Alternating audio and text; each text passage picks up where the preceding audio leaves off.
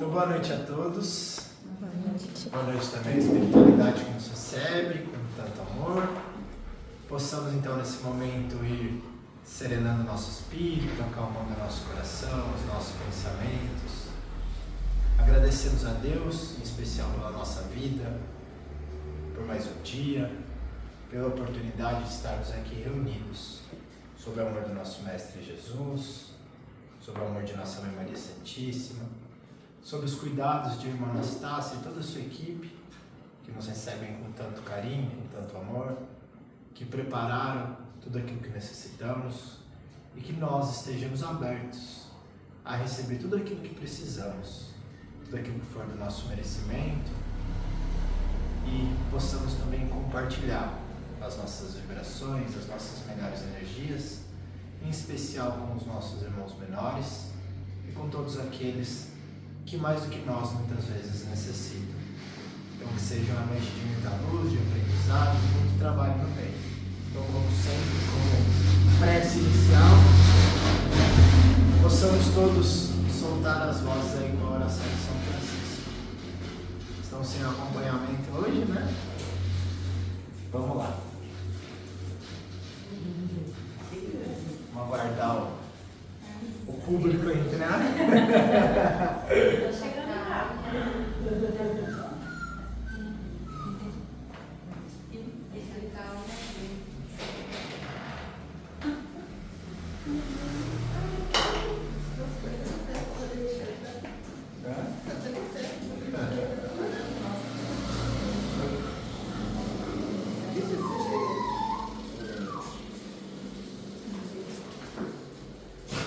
Nós estamos esperando você para cantar.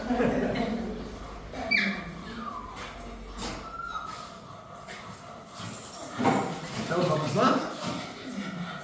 Senhor, fazei-me instrumento de vossa paz. Onde houver ódio, que eu leve o amor. Onde houver ofensas, que eu leve o perdão.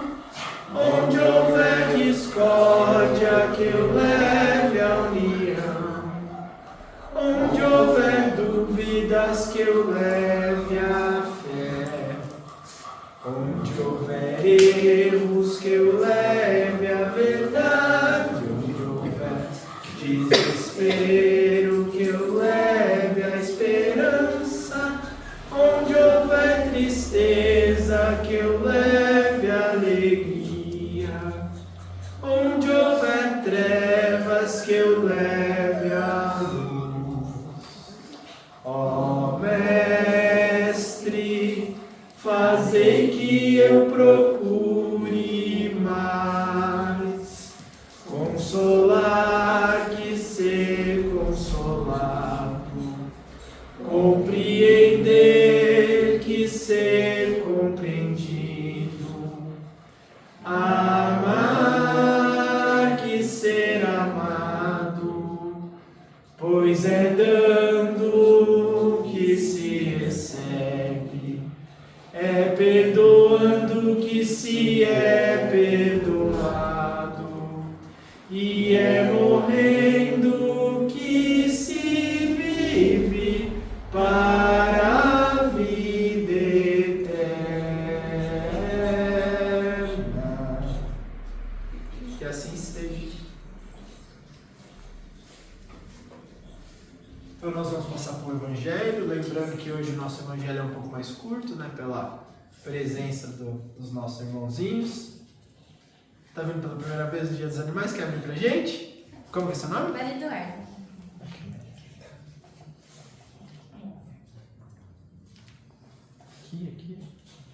Aqui. Então, a Maria Eduarda abriu para nós no capítulo 13, que a vossa mão esquerda não saiba o que dá a vossa mão direita. E o item que caiu foram os infortúnios ocultos. Então, vamos lá. Que a vossa mão esquerda não saiba o que dá a vossa mão direita. O que ela quer? O que o Evangelho nos ensina com isso? Em especial, aquilo que nós vamos fazer que não seja feito para ser visto, né? Então, se eu vou entregar com a mão direita, que a esquerda não saiba. Se eu vou ajudar alguém, que o motivo que eu esteja realizando algum tipo de caridade ou de assistência, de beneficência, seja lá o que eu esteja fazendo, não seja pelos aplausos, não seja para aparecer, não seja para ser visto, né?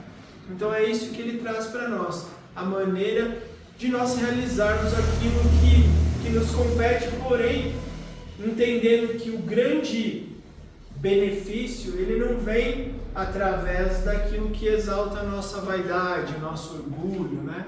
Mas sim através do bem, do conforto, do consolo que nós levamos. Então esse capítulo ele vem realmente nos ensinar como nós devemos fazer o bem, né? Então ele traz fazer o bem sem ostentação, os infortúnios ocultos, que foi o item aberto, o óbolo da viúva, né? Que é aquela viúva que doa um pouquinho daquilo que ela tinha, porém o pouquinho que ela tinha era muito diante das grandes somas que às vezes não faziam diferença para aquilo que davam, né? Então convidar os pobres estropiados, então são vários itens que vêm relacionados a esse tipo de situação, que é a prática do bem, mas na sua essência, né? Que é realmente o fazer para ajudar e não para receber algo em troca. E a gente para pegar e entender esse subtítulo. O que são infortúnios? Infortúnios. Uma pessoa infortunada, uma pessoa que está passando por algum tipo de dificuldade, né? Então, os infortúnios ocultos são as dificuldades que as pessoas passam muitas vezes desapercebidas. Então, quando eu estou alardeando, né? Olha, gente, eu estou precisando de uma doação de ração para cachorro, né? Porque eu tenho animais que estão passando fome. Aí eu solto na internet, eu estou contando para meus amigos, estou fazendo uma campanha, então as pessoas estão sabendo da dificuldade. Ou eu estou passando uma necessidade em casa, estou precisando de ajuda, eu saio pedir, eu ligo para as pessoas, olha, estou precisando de ajuda de vocês. Agora existem os infortúnios ocultos, que são as pessoas que sofrem, que passam por dificuldade, mas ou não tem como, ou não tem coragem, mas estão sofrendo ali caladas. E essa situação, muitas vezes, ela requer um pouco de proatividade daqueles que vão assistir. Então, às vezes, é você realmente não só esperar a pessoa vir pedir, mas você poder ir ao encontro daqueles que, às vezes, não têm condições de, né? A caridade se manifesta nas grandes calamidades, pois é então que se veem impulsos generosos para reparar os desastres. Então a gente vê, né, quando existem grandes catástrofes aí, né, existe uma comoção pública que acaba por atrair as atenções e os recursos para alguns locais. Ó, teve a enchente lá em Santa Catarina, então as pessoas, as cidades aqui de Botucatu saíam a carreta para levar alimento, água, roupa, né? Teve um acidente, rompeu a barragem lá, então as pessoas começam a se mobilizar, né? Então gera comoção, é um desastre de grandes proporções, um grande sofrimento, mas a gente vê também que gera impulsos de caridade nas pessoas, comove as massas, né? Então é benéfico por um ponto, né, que é realmente estimular a gente a ajudar, né? Mas ao lado desses desastres generalizados, há milhões de desastres particulares que passam desapercebidos, de pessoas que jazem num incômodo sem se lamentar. Então, pessoas que sofrem lá no seu quarto, na sua casa, sem ficar se lamentando, mas às vezes passando por dificuldade. Não vamos falar só de dificuldade financeira e material, né? Existem N problemas que cada um passa. Pode ser uma doença, pode ser um sofrimento interior, uma depressão, um problema, falta de ajuda, falta de carinho, falta de amigos. Então existem diversos sofrimentos que cada um está passando pelo seu, né? Cada um tem um ponto que dói, né? Quem é essa mulher? Eu acho muito, muito bonita essa passagem aqui. É um exemplo incrível de como a gente deveria se portar ante a sociedade, ante aqueles que nos servem. Então ele traz um relato de quem é essa mulher de ar distinto, vestida de maneira simples, mas asseada, acompanhada de uma moça também vestida modestamente, entra numa casa de sórdida aparência, da qual sem dúvida é conhecida, pois à porta saudam-na com respeito. Aonde ela vai? Sobe até a mansarda, lá mora uma mãe de família cercada de filhos pequenos. À sua chegada, a alegria brilha nestes semblantes emagrecidos. Ela vem acalmar todas essas dores, traz o necessário, temperado de doces e consoladoras palavras, que fazem o benefício ser aceito sem causar vergonha, pois esses desafortunados não são mendicantes de profissão. O pai está no hospital e durante esse tempo a mãe não pôde suprir as necessidades. Graças a ela, esses pobres filhos não sofrerão nem o frio nem a fome. Irão à escola agasalhados e o seio da mãe não secará para os mais pequenos. Se há um doente entre eles, um cuidado material não a repugnará. Dali ela vai ao hospital para levar ao pai um abrandamento e tranquilizá-lo sobre o destino de sua família. Na esquina da rua, espera um veículo, verdadeiro armazém de tudo o que ela leva aos seus protegidos, que visita sucessivamente. Não lhes pergunta nem sua crença, nem sua opinião, pois para ela todos os homens são irmãos e filhos de Deus. Terminada sua visitação, ela diz: comecei bem meu dia. Qual é o seu nome? Onde ela mora? Ninguém sabe. Para os infelizes, é um nome que não revela nada, mas é um anjo de consolação. E ao entardecer, eleva-se ao Criador um concerto de bênçãos em favor dela. Católicos, judeus, protestantes, todos a bendizem. Por que essa roupa tão simples? É que ela não quer insultar a miséria com seu luxo. Por que ela se faz acompanhar de sua filha? É para ensinar-lhe como se deve praticar a beneficência. Sua filha também quer fazer a caridade, mas a mãe lhe diz: que podes dar, minha filha, visto que nada tens de ti mesma? Se eu te entrego alguma coisa para passá-la a outro, que méritos terás? Na verdade, seria eu quem faria caridade, e tu quem levaria o mérito. Não é justo. Quando formos visitar os doentes, tu me ajudas a curá-los. Pois dar zelo é dar alguma coisa. Isso não te parece o bastante? Nada é mais simples. Aprende a fazer obras úteis e confeccionarás roupas para essas criancinhas. Dessa forma, darás alguma coisa vinda de ti. É assim que essa mãe verdadeiramente cristã educa sua filha na prática das virtudes ensinadas pelo Cristo. Ela é espírita? Que importa? Em seu meio, é a mulher da sociedade, porque sua posição o exige, mas ignora-se o que ela faz, porque ela não quer outra aprovação senão a de Deus e de sua consciência. No entanto, algum dia, uma circunstância imprevista conduz à sua casa uma de suas protegidas, que lhe proporcionava a ocasião de praticar o trabalho beneficente. Reconhecendo sua benfeitora, quer bendizê-la. Silêncio, ela lhe disse, não digas a ninguém. Assim falava Jesus. Bonito, né?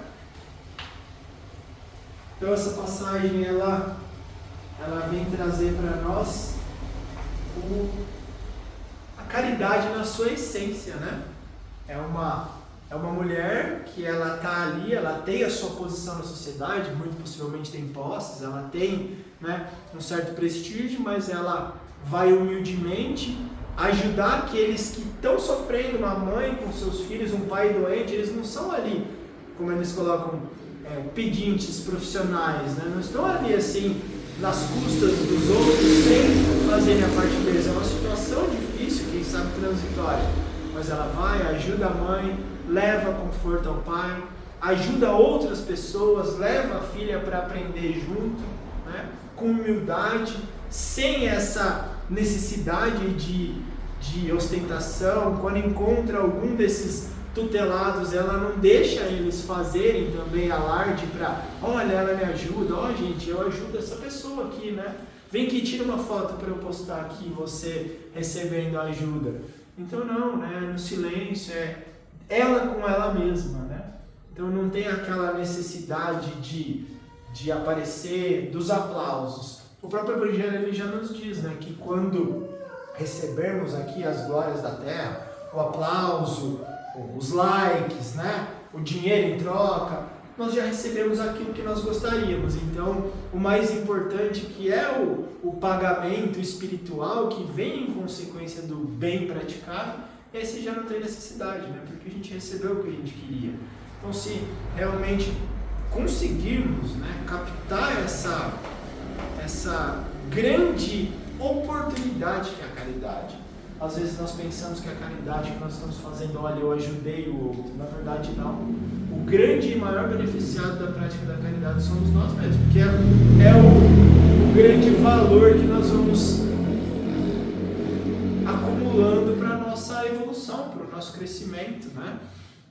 Quando a gente realmente compreender que o grande, né, perante Deus, perante a espiritualidade, é o que mais dá, o que mais faz, aquele que mais se doa, aí a gente vai, quem sabe, alterar o nosso olhar somente de buscar para nós mesmos tudo isso. Então é o que esse trecho vem trazer, né? Quer fazer a caridade bem feita? Nesses moldes, né? No molde daquele que vai em busca do que precisa, aquele que faz isso com humildade, com amor, né? De maneira completa. A gente vê que em várias situações ela tem o cuidado, né, do jeito que ela se veste, onde ela para o carro dela, o que ela traz no carro dela. Ela vai, ajuda as crianças, ajuda a mãe, mas não para por ali. Ela faz o serviço completo, ela vai e leva a mensagem até o pai. Ela faz todo um conjunto, ela dá ao filho o ensinamento, então ela prepara a sociedade, ela faz com amor, ela faz da melhor maneira que ela consegue. E é isso que a gente deveria fazer, né? Ela coloca assim, né? De certa forma o Evangelho traz, os Espíritos trazem essa passagem como sendo assim, é o que Jesus falava, né? É a palavra que Jesus faria, ou é o jeito que Jesus desejaria que fizéssemos. Aquela mulher, ela de certa forma está espelhando o modo que Jesus agia, né? E é aquilo que nós também devemos buscar, né? Nosso modelo é Jesus, né? Então, com certeza, se quisermos agir da melhor maneira possível, tem que ser nos moldes dele, né? Então, acredito que o Evangelho, por isso que ele é a nossa guia de conduta moral, né? Não o Evangelho somente, o Evangelho segundo o Espiritismo, que é um condensamento dos ensinamentos, né, que nós temos no Novo Testamento, que é o que Jesus legou para nós, né? Aquilo que pôde a história deixar gravada para nós. Então, acredito que está aí, né? O caminho está traçado, nós que devemos segui-lo, né? Alguém gostaria de comentar alguma coisa, trazer algum complemento, alguma pergunta? Tudo certo? Tudo certo? Beleza? Então vamos passar para os nossos passos, né? Lembrando que hoje é um dia ao qual nós destinamos as nossas atividades, o nosso carinho, né, para os nossos irmãos menores. Nós não devemos esquecer que muitas vezes eles são os instrumentos, né, para que aqui nós estejamos ouvindo o Evangelho, que é o grande modificador das nossas vidas. Então, eles também nos ajudam demais, né? Pelo nosso amor, nós recebemos mais até que eles. Então, que possamos também receber tudo aquilo que nos é possível nessa noite de hoje, não nos esquecendo dos nossos irmãos que se encontram nos tratamentos, nas nossas vibrações, acompanhando os nossos trabalhos pelo nosso canal do YouTube, né? Então, que a espiritualidade amiga, as equipes veterinárias possam se chegar até o lar de cada um desses nossos irmãos, auxiliando-os nas suas dificuldades, nas suas dores, seus tutores, seus lares, né? E por aqui nós vamos dando sequência aos nossos passos, que permaneçamos em prece, vibrando, né? Já se preparando para tudo aquilo que ainda iremos receber. Que Jesus então nos abençoe, que o Anastácio e toda a sua equipe possa continuar ao nosso lado. Que assim seja, graças a Deus e graças a Jesus.